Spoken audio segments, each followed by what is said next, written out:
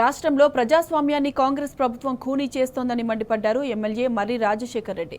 జగదీష్ రెడ్డిని అసెంబ్లీ సమావేశాల నుంచి సస్పెండ్ చేయడాన్ని ఆయన తప్పుబట్టారు. కేసీఆర్ పై చేసిన అనుచిత వ్యాఖ్యలకు రేవంత్ రెడ్డి క్షమాపణ చెప్పాలని డిమాండ్ చేశారు. సర్కారు తీరుకు నిరసనగా మల్కాజ్గిరిలో ఆందోళనకు దిగారు. సీఎం రేవంత్ రెడ్డి దిష్టిబొమ్మను దగ్ధం చేశారు. రేవంత్ రెడ్డికి వ్యతిరేకంగా నినాదాలు చేశారు. కార్యక్రమంలో కార్పొరేటర్ సునీత, బీఆర్ఎస్ నాయకులు, కార్యకర్తలు పాల్గొన్నారు. తెలంగాణను అభివృద్ధి పదంలో తీసుకెళ్లి 10 ఏళ్ళు బంగారు తెలంగాణ దిశగా అడుగులేయించిన మన కేసీఆర్ గారి పైన ప్రస్తుత ముఖ్యమంత్రి గారు అనుచిత వ్యాఖ్యలు చేయడం, అదేవిధంగా మొన్న అసెంబ్లీలో జగదీష్ రెడ్డి గారిని సస్పెండ్ చేయడం లాంటి చర్యలు చేపట్టి ఇలా ప్రజాస్వామ్యాన్ని కాంగ్రెస్ ప్రభుత్వం కూని చేస్తుంది. దానికి నిరసనగానే ఇవాళ పెద్ద ఎత్తున మల్కాజ్గిరిలో ఇలా టీఆర్ఎస్ శ్రేణులు పెద్ద ఎత్తున కదిలి వచ్చి నిరసనని వ్యక్తం చేయడం జరిగింది.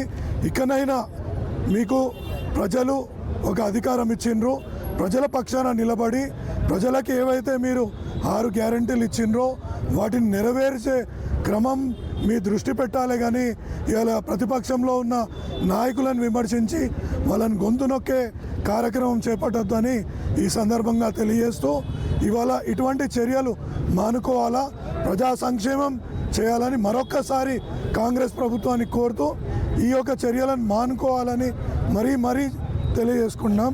జై తెలంగాణ.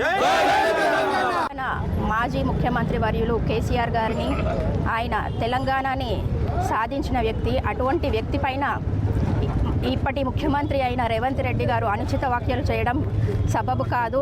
ఆయన ముఖ్యంగా ప్రజలకు ఏవైతే గ్యారంటీలు ఇచ్చాడో అవి నెరవేర్చాలని చెప్పేసి మేము కోరుకుంటున్నాము. ప్రతిపక్షంలో ఉన్న మా బీఆర్ఎస్ నాయకులను కానీ, లీడర్స్ని కానీ కౌన్సిల్ మీటింగ్లో కూడా మమ్మల్ని జిహెచ్ఎంసీ కార్పొరేటర్స్ని అదేవిధంగా సస్పెండ్ చేసేసి పోలీసులతో అరెస్ట్ చేయించడం జరిగింది. అదేవిధంగా చూసుకుంటే అసెంబ్లీలో కూడా మన అసెంబ్లీలో ప్రజల తరపున మాట్లాడాలనుకుంటున్న మన ఎమ్మెల్యేస్ని కూడా ఇదే విధంగా చేయడం జరుగుతుంది. అంతేకాకుండా మన మాజీ ముఖ్యమంత్రి వర్యులు కేసీఆర్ గారు ఆయన రాష్ట్రాన్ని సాధించి ప్రజల కోసం ఎంతో పాటుపడ్డారు.